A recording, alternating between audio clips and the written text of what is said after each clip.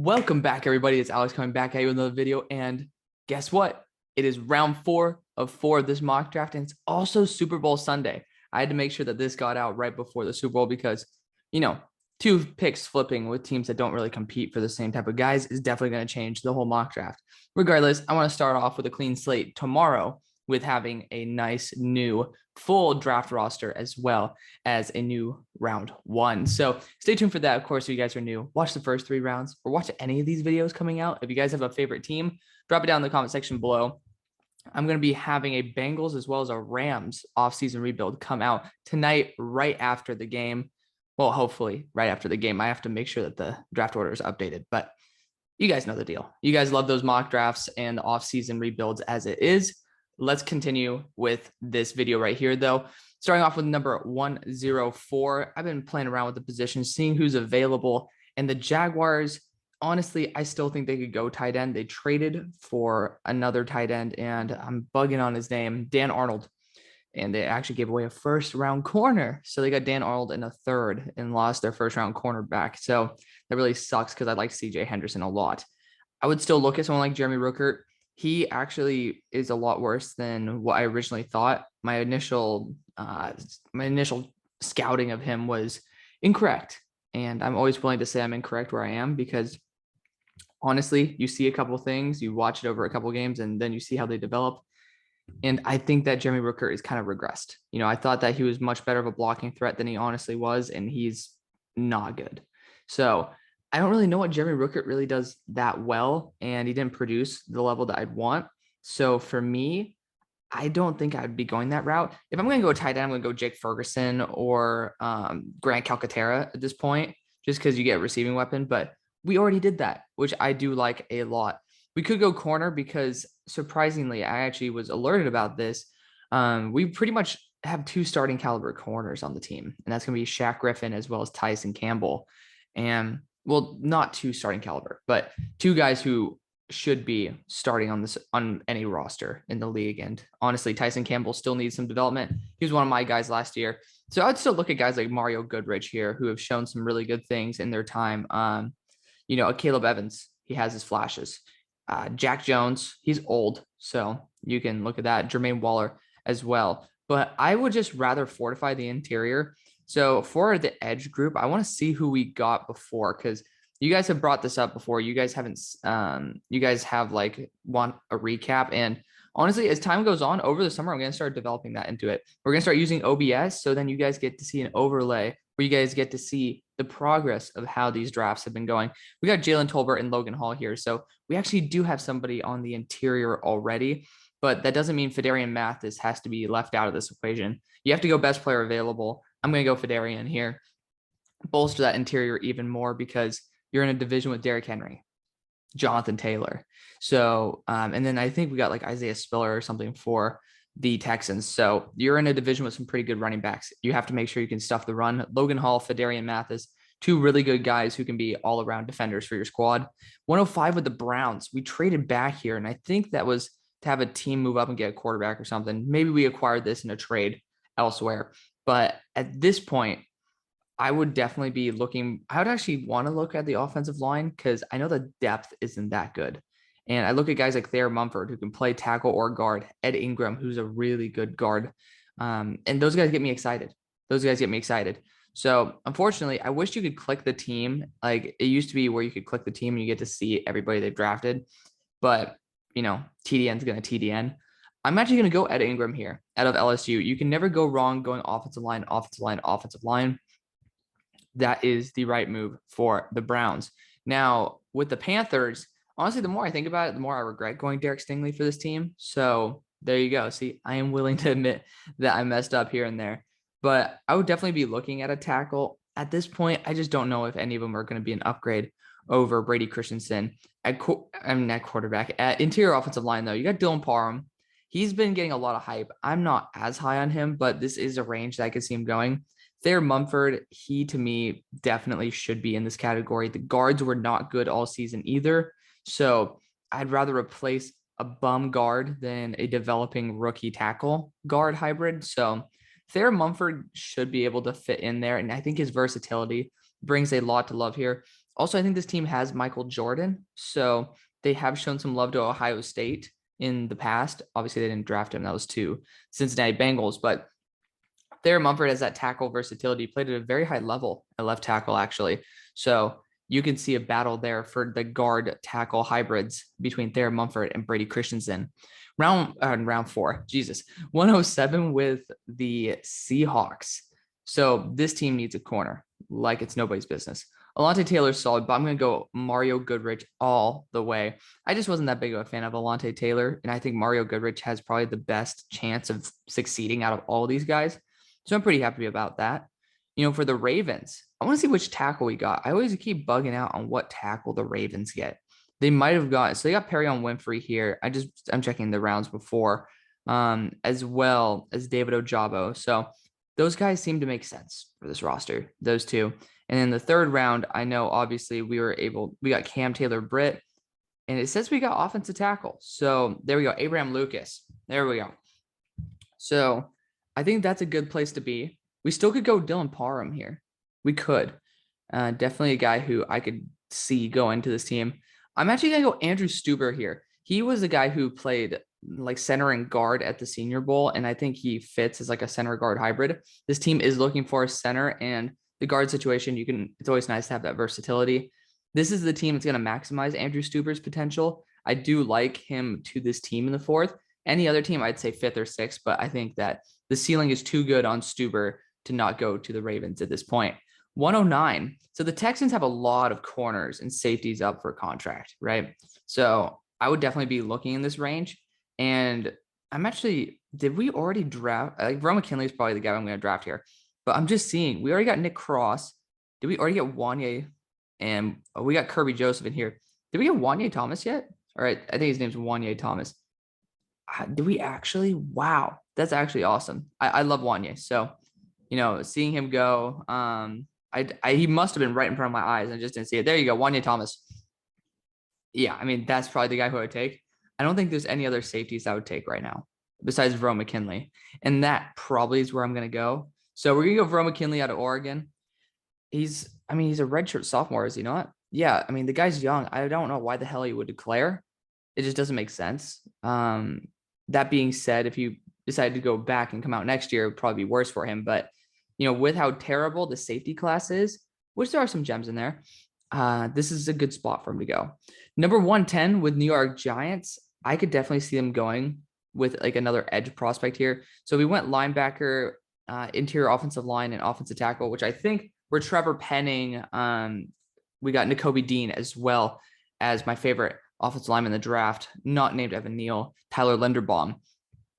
At this spot, I actually want to try out another edge rusher. And I think we're going to go D'Angelo Malone here out of Western Kentucky. This team decided to take Ellerson Smith last year, another small school prospect who was just freaky athletic. I think D'Angelo Malone, at his size, and he also has a really good speed to power ratio, I think that he's going to be a good fit for this team. 111 for Washington. This very well might be Dylan Parham. This is a squad that could definitely use an interior offensive lineman. Parham, I'm not that enthused with him, but again, I don't think Scherf's going to stay. I think he'll go and chase a big contract, which, spoiler alert, I actually have him already being a big target, and probably I might call my shot right now. He might go to Cincinnati, a team that could definitely use a guard, a high-end guard. They got developmental guard tackle hybrids, but for a team that Joe Burrow has been obviously annihilated year after year with $55 million in cap and coming off a Super Bowl, that might be enough hype to be able to draw somebody like that. So spoiler alert, that was actually my big announcement for the Cincinnati Bengals one that I'm building right now. But I mean, hell, it's, you guys there's not many of you guys who are going to be watching this. So for you guys who are, you guys get the spoiler alert, you guys get the insider information for the Falcons. I think that this is a good spot to go after wide receiver. And you got guys, where is he? Bo Melton in here. I do like Bo Melton a lot. Alec Pierce, Khalil Shakir, Kyle Phillips. These guys who are all really talented. Romeo Doubs as well. I didn't like how Romeo Doubs was dropping the ball. And I don't know why Kyle Phillips is getting that much hype. I'm going to go Alec Pierce here out of Cincinnati. I haven't usually put him in these. But again, I think that his play at the Senior Bowl is pretty damn good. And it showed that he is not just a product of being without really good receivers around him. So happy to see Alec Pierce being able to withstand that and be able to probably contribute as a starter, unfortunately, coming for the next year. 113 with the Broncos. Honestly, there's not many more things this team needs. So I'm probably going to look, who did we get at corner? Did we get Marcus Jones at corner? I would be so happy if we got Marcus Jones. Got Quay Walker here. Makes sense. It's exactly where they usually draft linebackers. Max Mitchell, Marcus. I love it. I love it. Marcus Jones, this team is just such a good fit. We're probably actually going to get a boundary corner still, though, because you can never go wrong corner. And this one's going to be Jermaine Waller out of VT. I think that his ceiling is really damn high. I don't know why he's getting hated on now because everybody loved him. But the guy, again, pretty damn talented corner out of Virginia Tech. VT produces really good talent, and that's where I'm going to be rocking it. 114 with the Seahawks again. So we've already got an edge, tackle, and corner. To me, as well as the TDN, those are their big needs. I think that probably going after more defensive line help wouldn't be a bad idea. That being said, I'm not really a huge fan of many of the guys on the board besides maybe Michael Clemens. So, I mean, man, you could look at a running back if some of the running backs want to leave. It's a weird spot because honestly, I might just go with Michael Clemens here. He's 270 pounds, extremely fast as an edge rusher. And I think that he can add another aspect to this defense. Again, this is a 4th-round pick. You're not going to be trying to draft starters here unless the value is good enough. Michael Clemens has that ceiling to be a legitimate starter in the NFL. 270 pounds, 6'5". He pops off. I do like him a lot. Number 115 to the Jets. So we've already gotten tackle for this team. We got corner, edge as well, and a tight end. That's where I like to be. Linebackers still on the board. Channing Tindall, Jesse Luketa he's honestly not that bad of a blitzer. He was actually doing defensive line drills, which is funny. But for a team like the Jets that could use a real linebacker, Channing Tindall, I don't know if I'd rather take him over Jesse Luketa. Look at the size difference, 250 to 230, and this guy can pass rush. I'm going to do that. I'm going to go Jesse Luketa for this squad. Again, he was in that defensive line drill for pretty much all of the Senior Bowl. But I do think that he could be a blitzing linebacker. And if you keep CJ Mosley, which I think you should, you might not because, cap reasons. But if you keep CJ, that would be a really good mentor for somebody like Jesse Luketa, who's going to be a pass rushing specialist day one. 116, back with the Browns. So this team, honestly, we haven't even gone edge for them. And I think this would be a great spot for someone like Dominique Robinson to go. And yeah, the guy's just been a freak athlete, 250 pounds. Problem I don't like about, Tyreek Smith is 265. He looks thin though.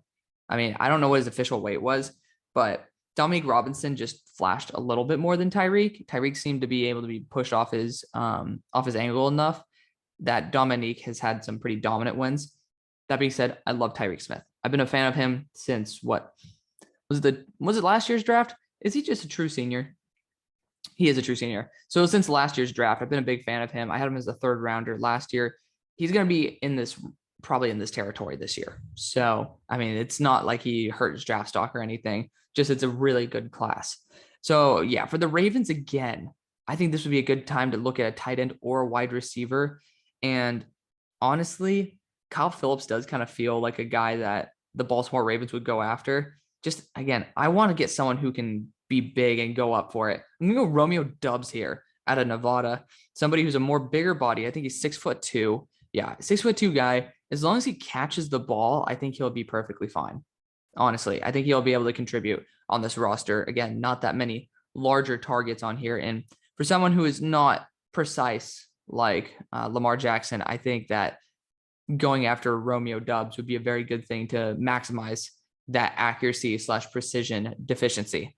Number 118 for the Saints. Yeah, this team, I already built the offseason for them.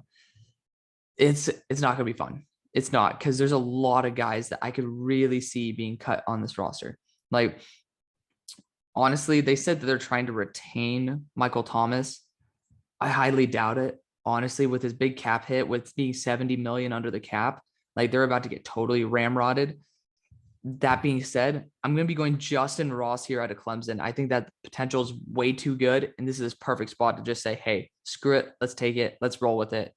119 for the good old Dolphins. I am going to be going a linebacker here. And I'm stuck between these three, as well as Micah McFadden, all really good linebackers.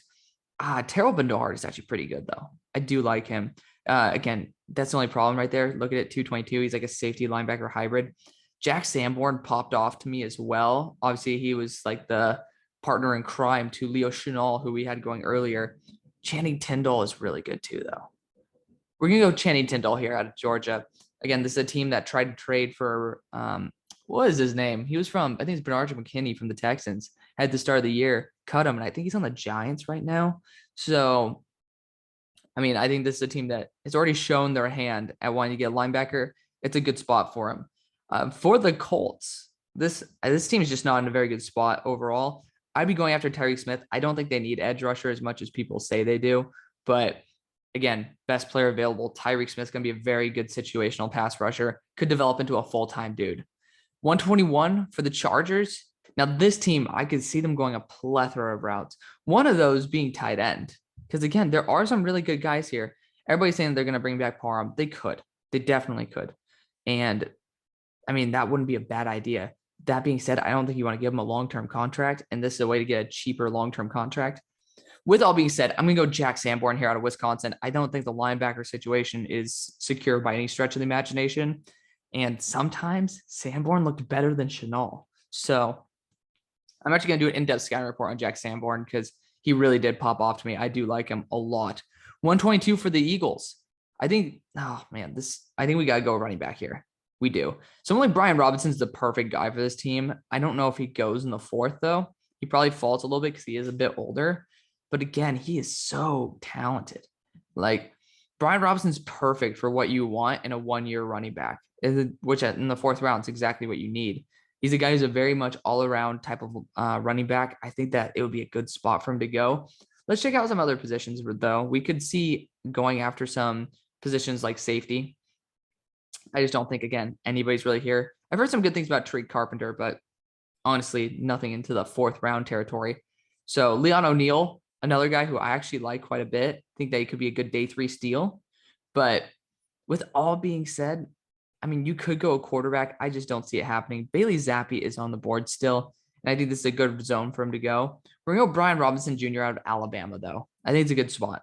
123, this is going to be Brock Purdy. I think this is a good spot to take a shot on a quarterback. And Brock Purdy might not have the arm velocity needed, but I think that his special throws are special. And Bailey Zappi is a stud too. Don't get me wrong. I have him above Brock Purdy, but the ability to go out of structure for Brock is just, the ceiling's a little bit higher than Bailey. Bailey's going to a team that needs to get somebody who can consistently perform. This team needs somebody who can probably just take it up a notch. I want to see something because I want to trade up with the Titans here, but I want to see if we've gotten a quarterback for them at all. I would only do it in the first round. I think we traded back and we got Jahan Dotson here. So yeah, I mean, I think we're on full go mode. Yeah, we got Isaiah Likely as well. Braxton Jones as a developmental tackle. Yeah, we're in full go mode. We are going to be trading up here with the Titans because, again, the Raiders, I don't really think they exactly need to go a certain position at this moment. They can move back. They're going to acquire a 6th round pick because this is a quarterback. So they're going to be spending a little bit more to be able to move up. And we are going to be selecting Bailey Zappi out of Western Kentucky. Yeah, I think that that'd be the right move. You know, I think these guys could both go in the 3rd round. I do. If a team is desperate enough, I think Bailey Zappi has a good potential to be a 3rd round quality quarterback. If I'm not mistaken, he might have graded out as a late 2nd, and according to my grading scale. But again, who cares about a grading scale? It's a good guide, not an official figure. 125 for the Patriots. This is probably going to be Alontae Taylor or Mikael Wright. That being said, I think Mikael went to the Senior Bowl. I don't know. I couldn't find I saw an Oregon corner there, but it wasn't obviously mentioned anywhere that he went to Mobile. I'm going to actually eliminate him from the running right now just because he looked really bad if that were him. Caleb Evans, definitely in there. Honestly, I'm going to go with Caleb here because he is 6'2", 200 pounds. Alontae has a little bit worse speed, in my opinion, than a Caleb. Then that being said, I could be wrong with that. We don't know the official times, but a Caleb Evans, he just brings a little bit more juice to the table. 126 with the Ravens. this team could definitely use some extra help on the offensive line. You could go after Spencer Burford here, who played tackle, and I think he would work really well as a guard. Lacisha Smith, he just had some really bad reps here and there. We do need a center, though. So Donovan West is a center guard hybrid. We should definitely take him at this moment. I want to make sure that, we went Romeo Doubs earlier. So Donovan West out of Arizona State is going to be a perfect fit for this team. When you don't have another center that's probably worth taking in the rest of the draft, probably a good sign to go with that route. Dallas Cowboys, I think that this should be a good wide receiver spot, and to get someone like Khalil Shakir out of Boise State. Again, if we're not going to be getting a wide receiver for them early, this is a good spot to go with it. Again, this team actually could use more of a gadget weapon at this point. Tony Pollard can't be the only guy doing something crazy with the ball in his hands in short range, but Khalil Shakir, good option for this team. 128 for the Bills. They do not need edge. They drafted 2 in the first 2 rounds last year. Don't know why that's a thing. I would definitely look at a running back here. Tyler Beatty definitely could be the dude. He's 5'8", 200 pounds. I don't think he brings much to the table. It's different than what they have. I'm going to go Zeus White here out of Georgia. I think he's going to test a lot better than what people think, and he's a very powerful running back. I was pissed off when people were putting him in the second round. This is this time where you start filling in those positions of need for the short term. Again, a running back like Zeus could have a Malcolm Brown type of career, and that's exactly what you're looking for with somebody in the 4th round. This guy could be a really good power back just to continue hammering it in the end zone from the 1-yard line. Number 129 with the Raiders, I think this should probably be offensive line as well. This is going to be Spencer Burford. He's a guy who is a bit lighter, so I think their goal in the long run is to get Alex Leatherwood back outside. Again, what's his name? Oh my goodness, I'm totally blanking. Richie Incognito. He's up for a contract, and he's also, I think, 39 years old. So getting someone like Burford who can play tackle in case of injury and then also move into guard would not be a bad choice at all. I do like his upside, so I'm going to be taking him here in the 4th round. I don't think it's a stretch to say that he could move into the 3rd, but I don't think he's that talented, so I would never do it. 130 with the Packers. This needs to be a wide receiver as well. Just based on the guys on the board, I'm going to be going Bo Melton here out of Rutgers. Yeah, I mean, the guy showed out sometimes during the Senior Bowl. Guy definitely shows that he can belong in the NFL. He's already ready to go in, and it's a good time to drop him into this squad because, of course, the next team probably would have taken him in the Buccaneers. But for the Buccaneers, so we took a quarterback in Matt Corral in the 1st round. I know that. So getting somebody on the defensive front would not be a bad option. Haskell Garrett did a very good job in the Senior Bowl. People are still sleeping on him. I'm going to be 100% going that way. Guy is an amazing pass rusher and going to be a good guy to be able to fill in for where Ndamukong Suh will be leaving. 132 for the Niners. Honestly, if we had another gadget weapon here, I'd so go after it. Kyle Phillips. Tell me Kyle Phillips does not seem like a 49er. He's a really good blocker. I do know that. I'm definitely tempted to go after that route. That being said, I might want to go with an edge player here. Zach Van Valkenburg is getting so much shit, and I don't understand why. He actually makes some really big plays. He's not going to go at this spot, but I have to shout him out, man. The guy is actually really good. Isaiah Thomas might work on the squad. I'm not going to do that to y'all, though. I don't know where to go with this pick. Now, we could see, I don't think there's any other quarterbacks that should be going in this territory. You look at Terrell Bernard to the team. Honestly, this one would probably make the most out of him because he could be a safety linebacker hybrid. We're going to do it because he deserves to go in this 4th round territory. But again, it's a weird spot for the Niners because until we actually solidify exactly who we should bring back and stuff, it's going to be harder to see what to get. This might be Kyle Phillips. I might go Ezukama here, though. Yeah, I think that would be a good fit. This guy is absolutely dominant at Texas Tech. I've heard some really good things about him. Shout out to Ian Cummings. So, the guy just loves him. So I'm going to trust his scouting report. 6'3", 220 pounds. That's a good build to take in the 4th round to be a very good complement to an elite receiving core. And then 134, we're back with the Bengals. And yeah, I think that I'm trying to make sure that in my head, I'm not saying stuff that I've already I've already done in the mock draft because I haven't done the mock draft yet, but in the off season, because it's like, I know that there's some things I want to say here and I just can't. I'm gonna go Micah McFadden. I think that he's the best player on the board by a long shot.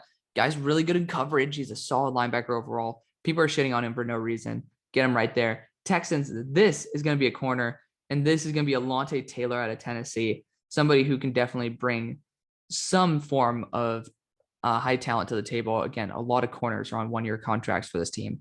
Getting somebody like Alontae Taylor could certainly be the option that they are looking for. 136 for the Saints. This, honestly, I mean, I might even go Darrell Baker here, but Tree Castro Fields should be on your radar.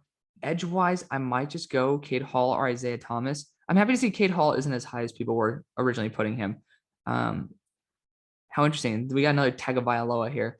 I think this is actually going to be Zach Van Valkenburg. I think it is.